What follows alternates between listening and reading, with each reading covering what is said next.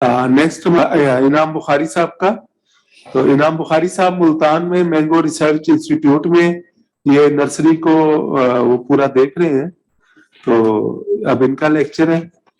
और वही ये भी टॉपिक चल रहा है, उसको थोड़ा साइड कर दो कि आसिफ साहब ने बात कर दी, रियाज साहब ने बात कर दी कि कुछ चीजें ऐसी हैं कि हमने रिसर्च को टेस्ट जरूर किया है, उनसे रिसर्च की है, रिजल्ट्स अच्छे आए हैं, लेकिन उन्हीं के मुकाबले में हम कुछ मैनेजमेंट प्रैक्टिसेस मैनेज करके अगर उसी के मुकाबले में रिजल्ट ले रहे हैं तो हमें ऐसा जरूरत नहीं अपनी कॉस्ट ऑफ प्रोडक्शन को बढ़ाने की।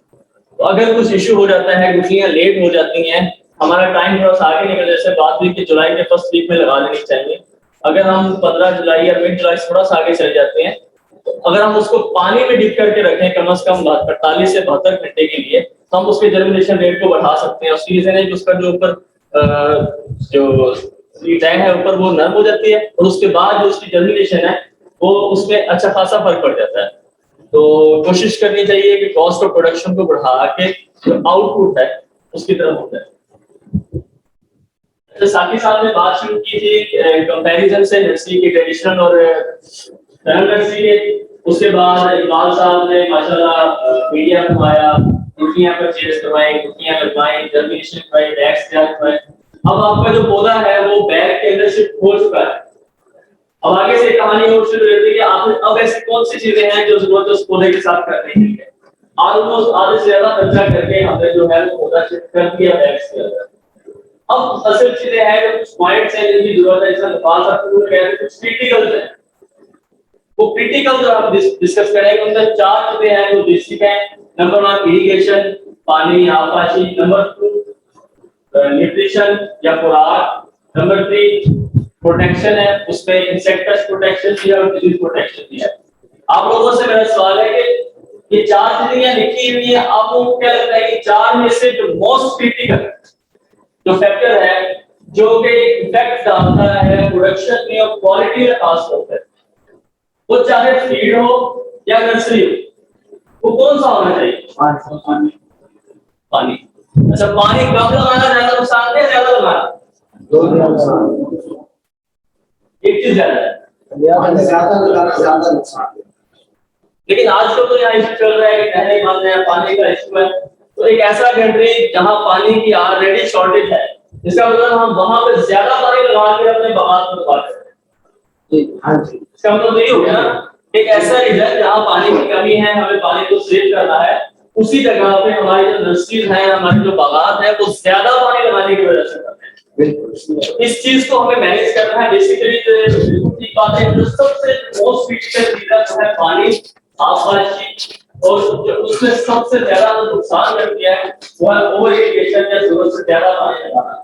और इन आपको आगे तस्वीरों से साबित करूंगा कि ओवर इरिगेशन कहां तक आपके हेल्दी नर्सरी को से लेके आपको कहां ड्राई रखने की आ सकती है और बिल्कुल ठीक नर्सरी से आपको हेल्दी नर्सरी पर लेके जा सकते हैं।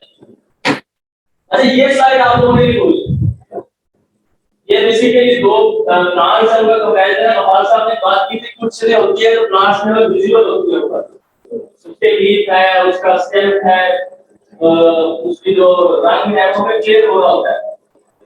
कुछ चीजें होती है हमें नजर ही नहीं आ रही, वो बेसिकली जो उसकी है रूट्स, और हम सब जानते हैं इस तरीके से ये रूट्स ही वो चीजें हैं जिन्होंने पौधे के लिए खुराक को भी जल्द करना है और पानी भी जो है इसकी जो तस्वीर है वो रूट्स से उनकी बनानी है।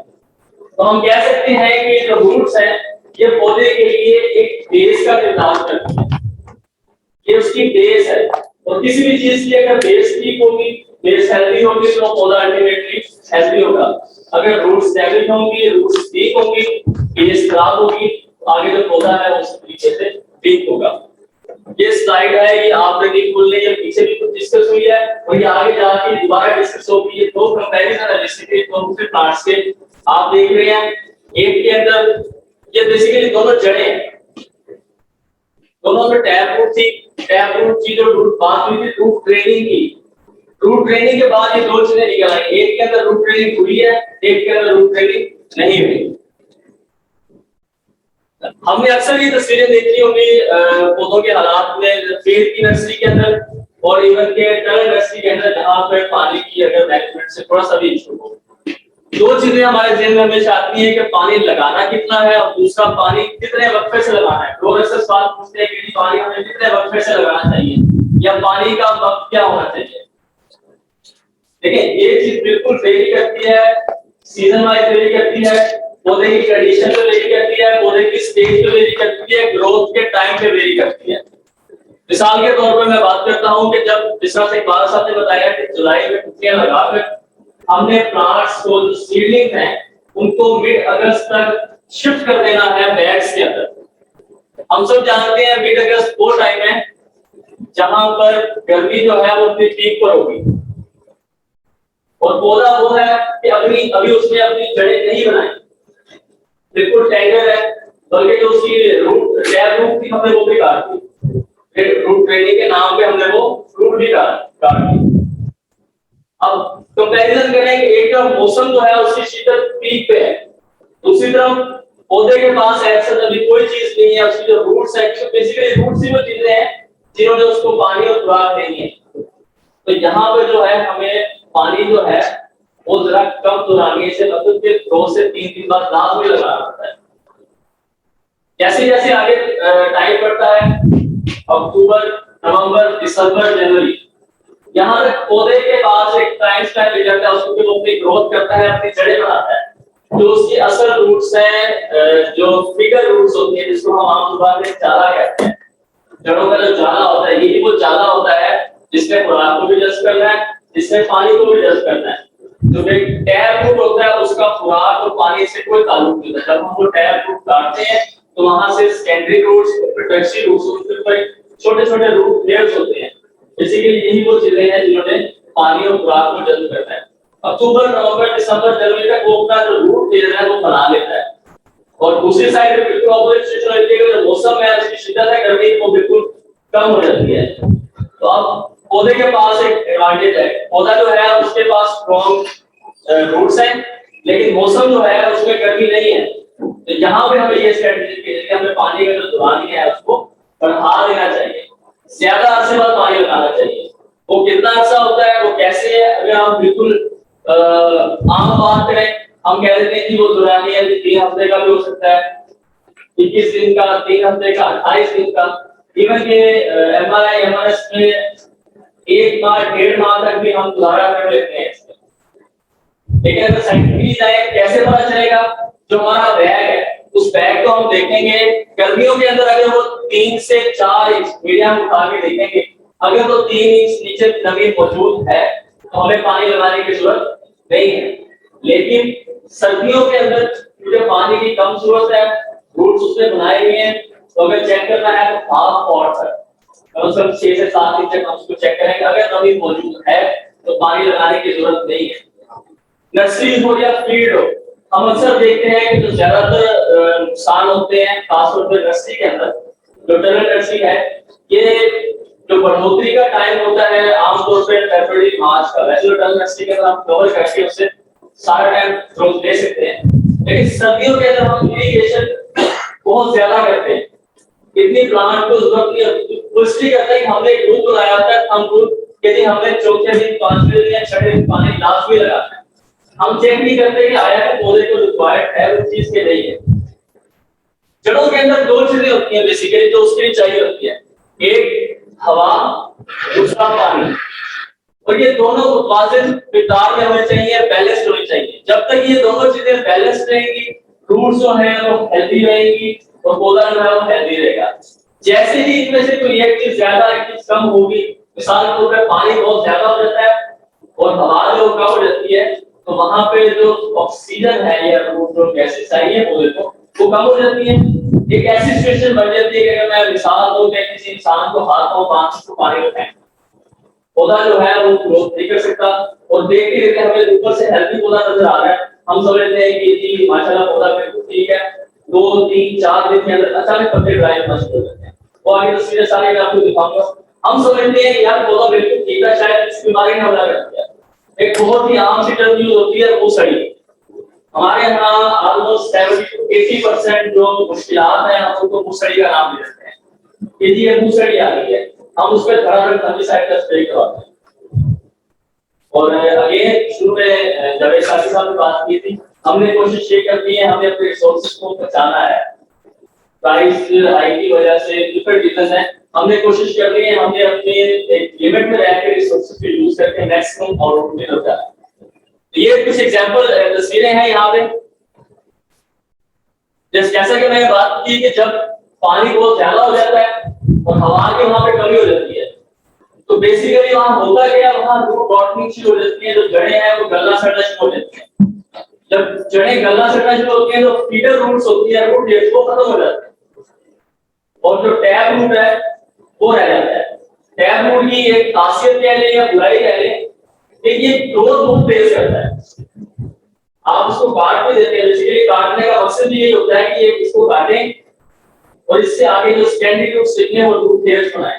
अदरवाइज इसको नहीं काटते, वो जो टैप रूट है वो तेजी से मूव करके एक टाइम आता है कुछ ही महीने बाद कि वो पौधे को रप्चर कर जो बैग है उसको रप्चर करके जमीन में चले जाते हैं और फिर वो हमारे लिए सर्जन बन जाता है मुश्किल। रूट हेड्स बनाने जब ये रूट्स डैमेज होती है, आप देख रहे हैं तीन तस्वीरें यहाँ पे, ये आप तस्वीर देख रहे हैं। इस सर्दियों में बेसिकली ज्यादा हमारी ये तकरीबन 2 से 3 माह पहले की तस्वीरें। ये जैसा कि इरफान साहब ने कहा था, हमने कुछ नर्सेज चेक किए हैं कैपेसिटी बिल्डिंग के लिए, तो उन नर्सेज की एग्जांपल के तौर पे या उनमें जो जांच हमने देखा है, सबसे बड़ा जो मसला है, सबसे बड़ा मसला वो पानी का है। और पानी में भी ज्यादा पानी, ओवर इरिगेशन, मतलब हम ज्यादा अपने रिसोर्सेज खर्च करके ही अपने प्लांट्स को ज्यादा मुतासिर कर रहे हैं। आप ये देख रहे हैं कि ये रूट्स यहाँ पे बिल्कुल इसके रूट से देंगे साथ से। ये एक दूसरी तस्वीर है, आप देख रहे हैं ये ग्रीन था बिल्कुल, तना इसका बिल्कुल ग्रीन था, इसका कोई इशू नहीं था, लेकिन ऊपर से लीव जो है वो खत्म होना शुरू हो गए, बिल्कुल ड्राई होना शुरू हो गए। अगेन ये एक तस्वीर है कि जब आप ऊंचाइयों को शिफ्ट करते हैं वहां पे, तो उस वक्त जब ज्यादा पानी दूर से लगा देते हैं तो वहां पे भी ये सोचा आती है। याद रखें कभी भी फील्ड हो या नर्सरी हो, गीली जमीन गीला मीडिया कभी पानी नहीं लगाना, कभी भी गीले जमीन या गीले मीडिया को पानी नहीं लगाना, जो उसको लास्ट में पहले पानी लगाने से पहले के बाद चेक कर लेना।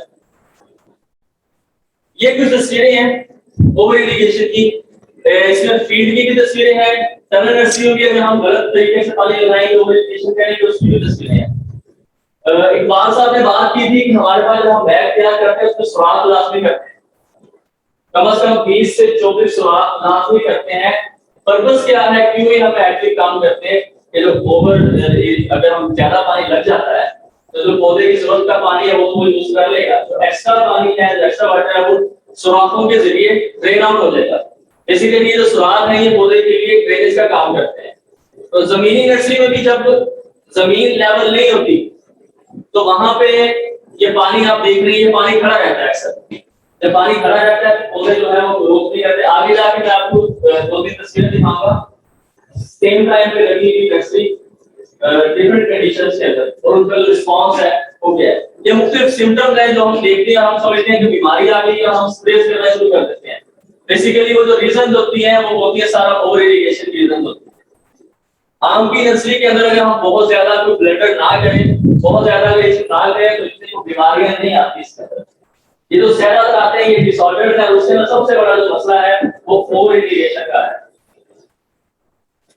अच्छा, ओवर इरिगेशन का पता कैसे करना है हमने?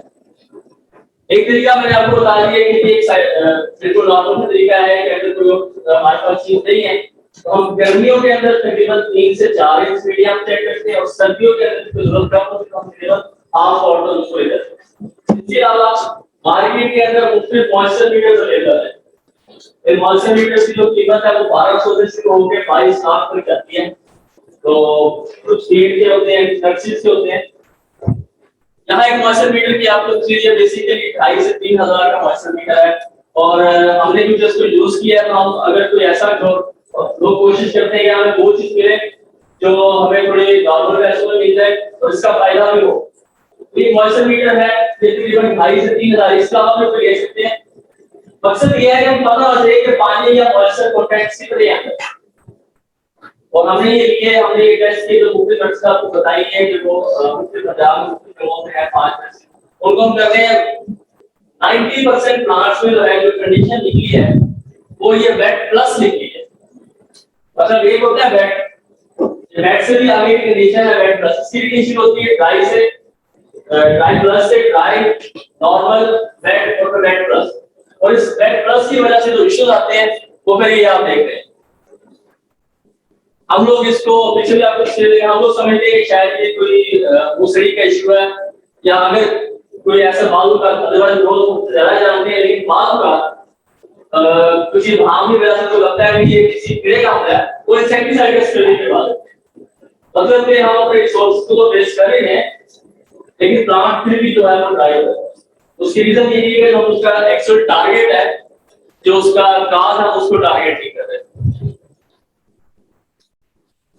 तो ये पंपलेट हमारा नर्सरी का है, ये बेसिकली जो मैंने अभी आपको बातें कही है उसकी बेस पे जो हमने पंपलेट बनाया है कि आप लोगों के सामने खड़ा भी कर सकते हैं, तो उसका एक छोटी सी चीज है कि आप लाइव में ताकि अगर उसको दोबारा रिपीट कर लें।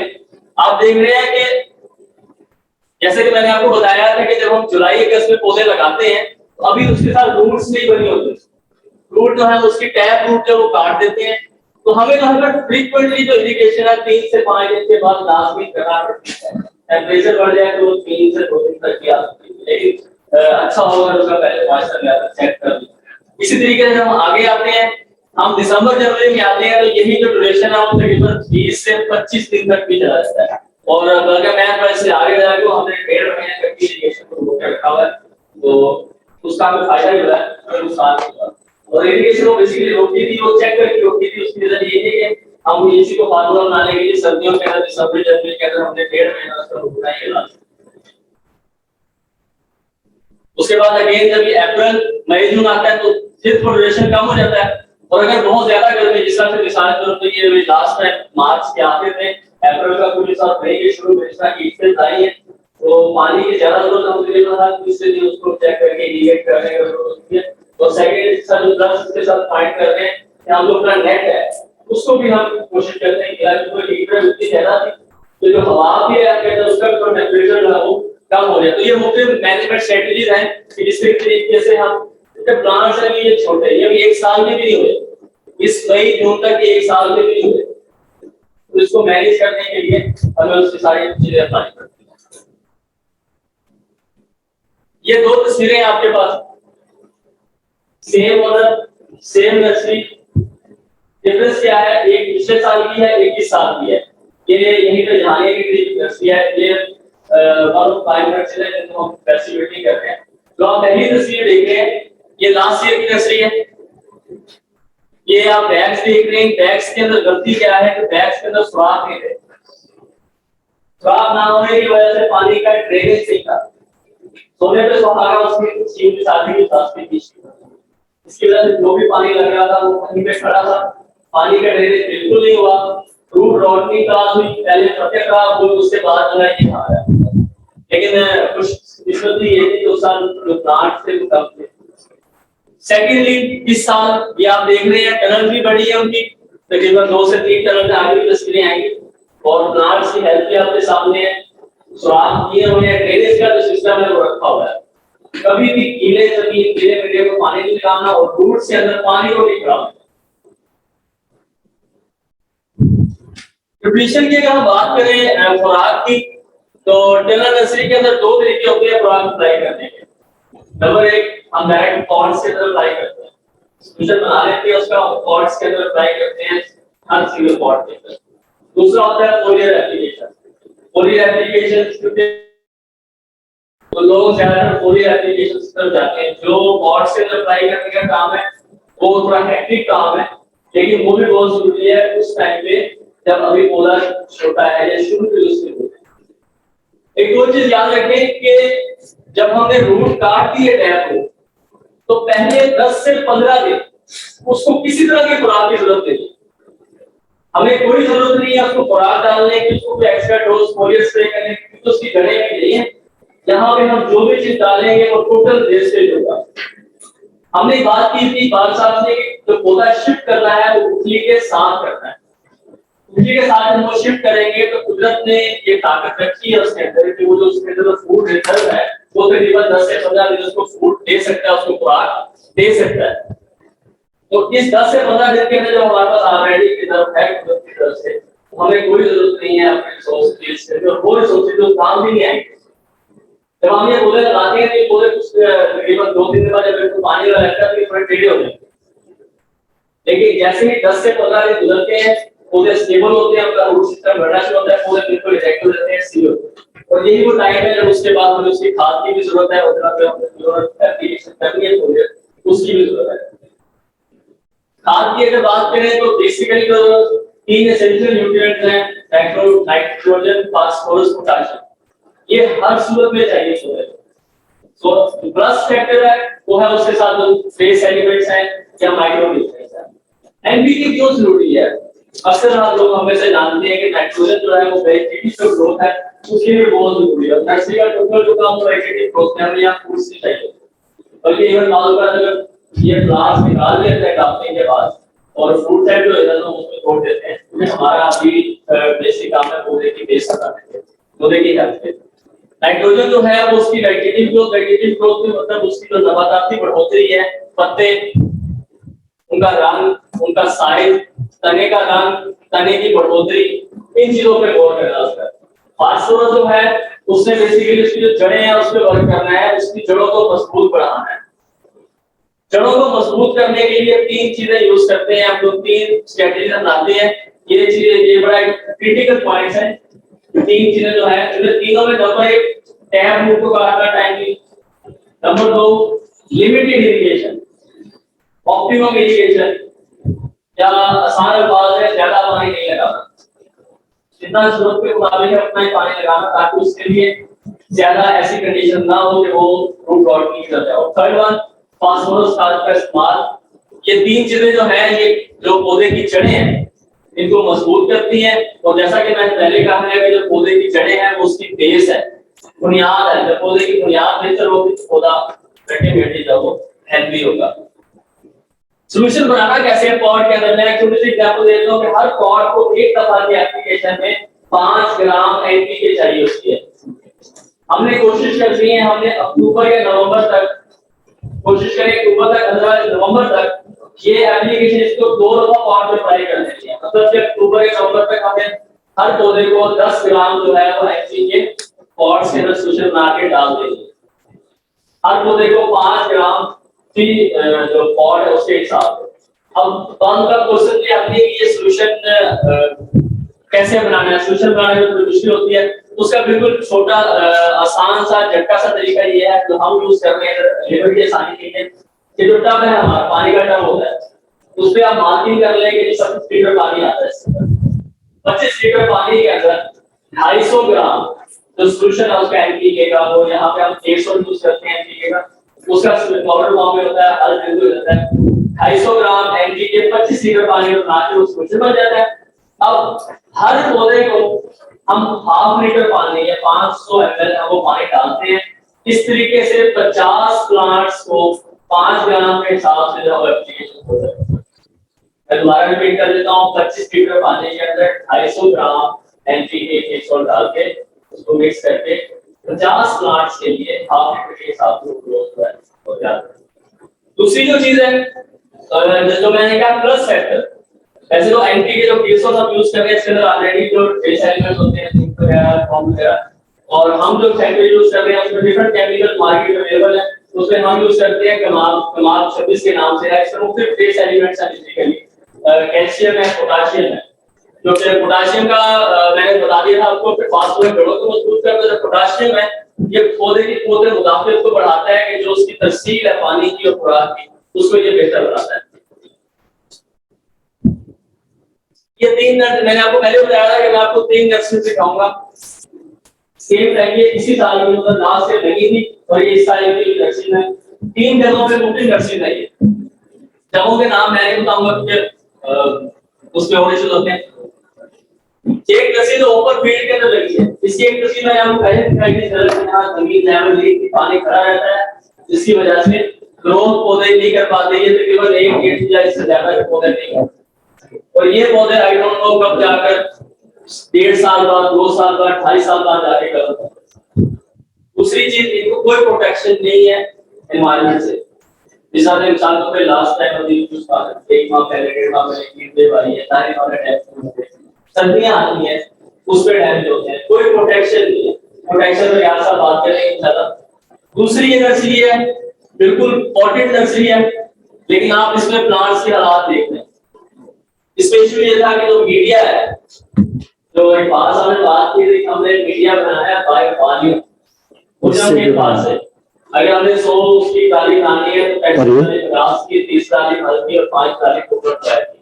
तो अगर हम रेट की तरफ जाते हैं तो फिर बगास बहुत ज्यादा लगेगी और फल बिल्कुल थोड़ी सी लगेगी। ये उसका सैचुरेशन से तरीके से नहीं हुई मीडिया की जब सैचुरेशन से तरीके से हुई तो उसका मकसद था वो सारा खत्म हो गया। तो ये तीन चीजें, तीनों का अपना अपना मकसद है। यहाँ से 2-3 दफा एक सवाल हुआ कि हम ये चीज क्यों यूज कर लेते हैं, हम वो चीज क्यों यूज कर लेते हैं। बेसिकली ये एक पूरा प्रोडक्ट चला था। इस प्रोडक्ट के अंदर मोर देन 100 इंग्रेडिएंट्स, पहले उसको इंडिविजुअली टेस्ट किया गया, उसके बाद उसके कॉम्बिनेशन बना के टेस्ट किया। तो बाद में क्या होता है कि एक जो इंग्रेडिएंट है वो बहुत अच्छा रिजल्ट देता है, लेकिन वो कॉस्ट भी बहुत ज्यादा होता है। तो इसलिए हमें कॉम्बिनेशन करना पड़ता है। तो बगास, कोकोनट ऑयल और सिल्ट जो है ये उस वक्त जो बेहतरीन रिजल्ट्स दिए थे वो थे, उनके मकसद ये थे कि जो बगास है उसमें जो एयर वेलोसिटी है, हवा का गुजर है, वो सही होता है, ये लाइटिंग शेड है। सेकेंडली कोकोनट ऑयल, इसकी वाटर होल्डिंग कैपेसिटी बहुत ज्यादा होती है, ज्यादा देर तक पानी को जब्त करता है। थर्ड वन जो फल है, सबसे बात की थी कि दरियाई फल यूज करें तो किनारे पर देखते हैं, वो ऑलरेडी हम सब जानते हैं कि सरफेस होती है। तीनों फैक्टर्स मिलके ये मीडिया बनाते हैं। अगर हम इसमें से कोई भी चीज स्किप करेंगे, कोई भी जिसके रेशियो को खत्म करेंगे, कोई चीज इग्नोर करेंगे तो मीडिया का मकसद खत्म हो जाएगा। और ये थर्ड वन, ये वही नर्सरी है जो मैंने आपको दिखाया था कि पहले साल जिनके सारे प्लांट ड्राई होते थे। ये अब थर्ड नर्सरी है और इस वजह से ये आप देख रहे हैं कि कल में बनी है, ये कल में चल रही है। यही नर्सरी सेम टाइम पे दो तीनों नर्सरी लगी है। इस नर्सरी के जो प्लांट्स हैं उन्होंने मिड अगस्त के बाद हम फरवरी एंड में और मार्च मिड में इन्होंने ग्राफ्ट किए हैं। और ये माशाल्लाह लेटेस्ट तस्वीरें हैं जो हमने कल मिली हैं, उनमें ये माशाल्लाह कल में भी इनकी चली है। सारे तौर पे लेस देन क्या चाह रहा हूं कि less than 1 year grafted plants जो हैं वो ये तैयार करते हैं। पूरी ग्रोथ जैसे लास्ट ईयर अपने जो सारे almost more than 60% of plants हैं वो ड्राई हो गए। और जिस तरह से ड्राई हुए तो वो मैं आपको दिखाता हूं। यहाँ से हम जो पानी और खुराक की जो अहमियत है वे हमारे सामने आती है। सही तरीके से लगाना, सही टाइम पे लगाना और सही क्वांटिटी में लगाना। जब भी पौधा ग्रोथ कर रहा होगा, ये ग्रोथ को शुरू करता है, जब पौधा ग्रोथ शुरू करता है तो ये बेस्ट टाइम है उसको खुराक देने का, उसको स्प्रे करने का, ताकि वो जो ग्रोथ है उसके रास्ते में कोई हर्डल ना आए, वो प्रमोट हो। और उसके रास्ते में कौन कौन सी हर्डल आ सकती है वो हम आगे डिसाइड करते हैं। प्लांट प्रोटेक्शन की तरफ अगर हम जाए तो फील्ड के अंदर तो ओपन एनवायरनमेंट होता है, कुछ भी आ सकता है वहां पे। अगर हम टर्नर नर्सरी तक जाएं तो टर्नर नर्सरी के अंदर एक ही ऐसा सेट है जो सरदर्द बनता है और ऐसा सरदर्द बनता है कि इसको टाइमली ना करें। जैसा मैंने भी बताया कि नई ग्रोथ निकलती है उसको अगर हमने बचा लिया तो हमारा पौधा हेल्दी होगा। अदरवाइज ये जो प्लांट है ये बीमार याद हमला करता है और ऐसी तैसी कर देता है नर्सरी। ये मैं इसलिए कह रहा हूँ कि जैसी नई ग्रोथ निकलती है ये नई ग्रोथ पे हमला करता है। इसकी जो फेवरेट चीज है वो सेल्स है, जो नए पत्ते हैं, जो नए ग्रोथ निकल रही है उस पर हमला करता है। उसका क्या असर करता है ये आप देखते हैं। ये बेसिकली थ्रिप्स अटैक्स की सिम्टम है। ये पत्ते के नीचे वाली सिम्टम है, नीचे वाली जगह पे इसका असर नहीं। ये बेसिकली कुछ इंसेक्ट्स होते हैं जो सटिंग होते हैं, जो कि फ्लूस पे हैं। कुछ इंसेक्ट होते हैं जो चबाते हैं, यहाँ पे पता खा जाते हैं। ये ऐसा कोई मास्टर है कि ये इसके जो एक जा है वो सटिंग है, दूसरा स्क्रैचिंग है। ये पहले उसको स्क्रैच करता है ऊपर से, जिसकी वजह से आप देख रहे हैं ये धुरियां पड़ जाती है, ये धुरियां पड़ जाती है और उसके बाद उसको सक कर लेता है सारा सेल है, जिसकी वजह से अल्टीमेटली फिर ये रीजन बनती है। ये एक पत्ता है निकल आया था लेकिन किस स्टेज में भी आगे से पकड़ लिया, दूसरा ये तो खैर निकलते इसने काबू कर लिया। तो थ्रिप्स के लिए जो है ये सबसे जो अगर मैं लव यूज कर ट्रांसलेटिंग इंसेक्ट है जनरल नर्सिंग के लिए ये बेसिकली इसको सकिंग तो पे हम लोग ध्यान रहे, लेकिन ये स्क्रैचिंग और सकिंग दोनों में आता है। ये अगर इसको चेक करना है तो नई ग्रोथ जब भी निकल रही हो तब ग्रोथ को जो है उसको नीचे रहना पड़ता है कि नई ग्रोथ के पत्ते को नीचे वाली सतह नए पत्ते को नीचे से, जैसे ये देखना है नीचे वाली सतह है, पत्ते को उठा के नीचे वाली सतह उसको देखना है कि वहां ये मौजूद है कि नहीं है। अगर तो वहां ये मौजूद है और ज्यादातर समय लगा है कि बीमारी में आम हमला करता है, ये जो एक का अंदर आएगा वो है जिस साइड में फिलहाल ना हो, और अगर इसको टाइमली ना कंट्रोल किया जाए तो रिजल्ट्स आप लोगों के सामने हैं। जब हमारी फ्रेश ग्रोथ डैमेज होगी, नई ग्रोथ डैमेज होगी, तो जाहिर बात है प्लांट जो है वो आगे ग्रोथ नहीं कर सकेगा। तो नई ग्रोथ को, फ्रेश ग्रोथ को बचाना बहुत जरूरी है। मुख्तलिफ इंसेक्टिसाइड मार्केट में अवेलेबल है, हमने जो टेस्ट किए हैं हम लोग कर रहे हैं, वो मैं आप लोगों को बताया था। सॉल्विगो है, क्लोरोफेनापाइन है, रेडिएंट है, लिसेंटा, इन चार के अच्छे रिजल्ट्स आए हैं इसके के। बाकी मार्केट में और भी लोग हैं क्लेम करते हैं, यूज किए, तो मैंने यूज किया 1 साल में, वो ये चीजें कैसे हाथों में सॉल्विगो के ग्राम इसको 1 ml पर लीटर के साथ यूज करें।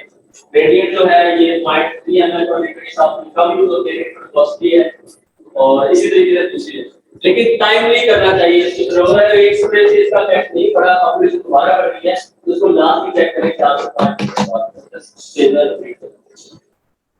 दूसरा है स्केल। टनल नर्सरी के अंदर ऐसा इशू नहीं होता है, ये हमें या तो ज्यादा फील्ड प्रेशर आएगा या फिर टनल नर्सरी की वो जगह जहाँ पे हवा की जो है वो गुजर वो सही तरीके से नहीं है, जहाँ नमी रहती है ज्यादातर। तो स्केल की मदद की बात ये है कि अभी तक हम ये समझते हैं कि जो फ्रूट फ्लाई है यही हमारा एक जो बेस्ट है, मतलब एक्सपोर्ट के नाम में पावर है। लेकिन अब ये चीजें डॉक्यूमेंट होती है, जो स्केल है ये भी क्वारंटीन टेस्ट है, और ये फ्रूट के ऊपर भी आता है, निशान डाल देता है, जिसकी वजह से जो फ्रूट है उसकी जो एक्सपोर्ट है वो भी रुक भी है, इशू बनता है। ये बेसिकली कुछ छिलके बन जाते हैं बोरों के ऊपर, छिलकों के टाइप, ये निशान है पीले रंग के।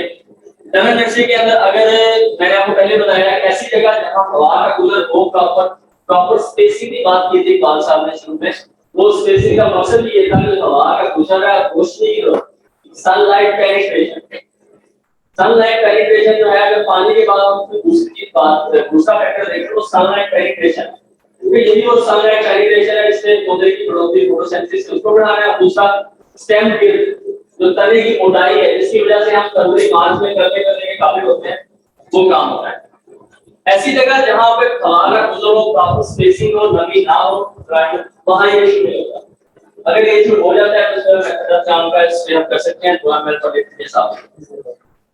थर्ड वन मिलीबग या आम की ग्रेडिंग। अगेन ये वो इंसेक्ट है जो बीमार हो यार हमला करता है, और सैकड़ों की तादाद में कुछ जो जड़ें हैं, शाखें हैं, रूट कवर से भर देता है। टनल नर्सरी की एक और ब्लेसिंग हमें ये है कि टनल नर्सरी में हमें यहाँ से 3 साल के अंदर या 1.5 साल से रह देखा हूँ, उसमें हमें ये इशू नहीं हुआ। फील्ड के अंदर क्योंकि फ्रूट के ऊपर भी आता है, ये फलों के ऊपर भी आता है, तो वो जैसे जो ड्रम के लिए जो नर्सरी है तो उसके ऊपर भी आएगा। अगला जो है वो है आम का तेला या कॉपर। आम के तेले के बारे में हम सब लोग अच्छे तरीके से वाकिफ हैं, इसके नुकसान से भी अच्छे तरीके से वाकिफ हैं। मतलब ये वो इंसेक्ट है जो ये काबिलियत रखता है कि आप 100% ग्राम को ये 40 या 30% लेके आ सकता है। और अक्सर वैक्सीन के अंदर इसका हमला होता है, पर इसकी जो निशानियां इन पत्तों के ऊपर जो इसकी एक्सक्रीशन है उसके बाद जो काले रंग के ये पत्ते हो जाते हैं, सरियां बढ़ जाती हैं, और ये ऐसा है कि एक दफा फीड करता है तो ये अपने जिसामत बदल लेता है, मतलब ऊपर वाला छिलका उतार देता है, उसके बाद दोबारा से अंदर से निकल के अटैक करता है। और इसके लिए टनल नर्सरी के अंदर इसका अटैक जो है वो 0% है। हमने जो अपने सामने तारों एक्सपीरियंस है, हमने इसको नहीं किया। तो यहाँ पे टनल नर्सरी की एक ब्लेसिंग ये भी होती है कि सिवाय थ्रिप्स को छोड़कर जो बाकी इंसेक्ट्स हैं उनसे भी हमें ये बचाती है, क्योंकि ये डायरेक्ट जो है आम के दरख्त के नीचे नहीं है।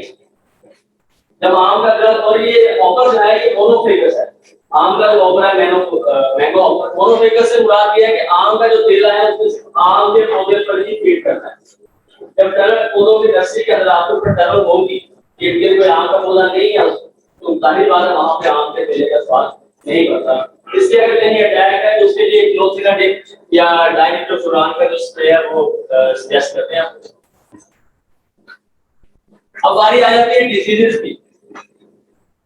मैं पहले बता चुका हूं कि आम के अंदर चाहे वो पौधा हो या नर्सरी हो, फूलों को छोड़ के, फूलों को और फल को छोड़ के, मैं पौधे की बात कर रहा हूं, पत्ते हैं, फले हैं या नर्सरी है, अगर हम अपने मैनेजमेंट को जरा सेट कर लें, इनिशिएशन को टाइमली करें, फूलों के स्पेस में, तो एज सच कोई इसमें बीमारी नहीं। बारिश के बाद अगर हम कैप्टन स्प्रे करते हैं, अगर ह्यूमिडिटी बढ़ती है तो ये जो ब्लैक स्पॉट्स पड़ते हैं, अक्सर ये इशू आता है कि जो ब्लैक स्पॉट्स पड़ते हैं, वो ब्लैक स्पॉट वालों का फंगल भी होते हैं या बैक्टीरियल भी होते हैं, लेकिन अगर टाइमली पे स्प्रे कर दिया जाए तो इशू नहीं होता है इसका। मतलब कि हमने अपने अगर मैनेजमेंट को कंट्रोल कर रहे हैं, तो हमने क्रिटिकल फैक्टर्स की बात की है पीछे, इरिगेशन, सनलाइट, हाइड्रेशन, खुराक, अगर हम उन चीजों को कंट्रोल कर लें, रूट को हम हेल्थी रखें, उसकी बेस को ठीक रखें, तो इन बीमारियों से हम बच सकते हैं। एक ही ऐसी चीज है जो हमारे लिए खतरे का बायस बन सकती है। सारे इंसेक्ट्स की हम बात करें तो सिर्फ जो है वो एक साइड पे ऑफ करके हम उसको रखें। तो बीमारियों की जब बात करें तो जो भटूर है, आम का भटूर, ये सर दर्द बन सकता है, बन सकता है। मैं इसलिए कह रहा हूँ कि इसकी मैनेजमेंट जो है वो लिंक है। वो किससे लिंक है वो आगे आपको बताएंगे। उससे जो ग्राफ्टिंग है, जो कलम आती है, जो कलम होती है, उससे भी लिंक है, या पेड़ के अंदर जहाँ ये लगे थे, पौधे लगे थे, वहां से ये जब साबित होती है कि ये जो भटूर है, मालवा में जाना, ये फंगल इशू है, ये फंगस की वजह से फैलता है। इसका उसका सबसे बड़ा जो सोर्स है वो कलम है, इन्फेक्टेड कलम होती है। वो आगे जाने वाले जो रियासत कलेक्टर को बताएंगे कि किस तरह के पौधे से आपकी कलम लेनी है, किस तरह के पौधे से कलम नहीं लेनी। और अगर ये फंगल इशू है तो इसका मतलब है ये हवा या पानी के साथ फैल सकता है। तो अच्छा यही होता है, अब वो तो कोशिश हो कि हेल्दी प्लांट से करते रहना है। अदरवाइज अगर कोई इशू आ गया नर्सरी के अंदर, ये कभी नहीं होता कि हम जैसे हम कहते हैं 100% उसमें कोई प्रॉब्लम नहीं है। अगर कोई आ जाता है, वो स्प्रेड होती है, उसकी वो शुरू होता है, हमें कोशिश करनी है उसको रेडिकेट करते हैं, वहां से खत्म करते हैं। क्योंकि हम एक पौधे को खत्म करके हम हो सकता है आगे 100 पौधों को बचा सकते हैं। तो बात कर रहे हैं, कहता हूँ कि जो भटूर है ये आम की नर्सरी का वो खराब बना रहा है, इसमें ये ताकत है कि 100 और पौधों को बीमार कर सकता है। तो अगर हम इसको टाइमली यहाँ से निकाल दें, हम अपनी नर्सरी को जो है वो भटूर फैक्टर्स से बचा सकते हैं। तो मतलब कि नर्सरी में जो भटूर है वो नाकाबिले कबूल है, नर्सरी में भटूर नाकाबिले कबूल। तो ये चीजें थी। उसके बाद ये ग्राफ्टिंग का फैक्टर है, ये आगे आपको बताते हैं यार साहब। 4 चीजें, पानी, खुराक, इंसेक्ट, बीमारी। ओवर इरिगेशन नहीं करनी, पूरी कोशिश करती है ओवर इरिगेशन से बचाएं। पौधे की जो बेस है उसको मजबूत रखें, उसको हेल्दी रखें। और पौधे की बेस जो है वो उसकी जड़ें, बेस को कैसे मजबूत करना है, जड़ों को कैसे मजबूत करना है, 3 चीजें मैंने बताई थी। नंबर 1, टैप रूट को ट्रांसप्लांटेशन के दौरान टैप रूट को काटें ताकि वो आगे फाइब्रस रूट्स बनाए। नंबर 2, फास्फोरस खाद का इस्तेमाल करें। नंबर 3, इरिगेशन जो है वो टाइमली करें, ऑप्टिमम करें, जहां जरूरत है वहां करें, चेक करके करें। कभी भी गीले मीडिया को या गीली जमीन को पानी मत लगाएं। ठीक हो गया? Thank you sir.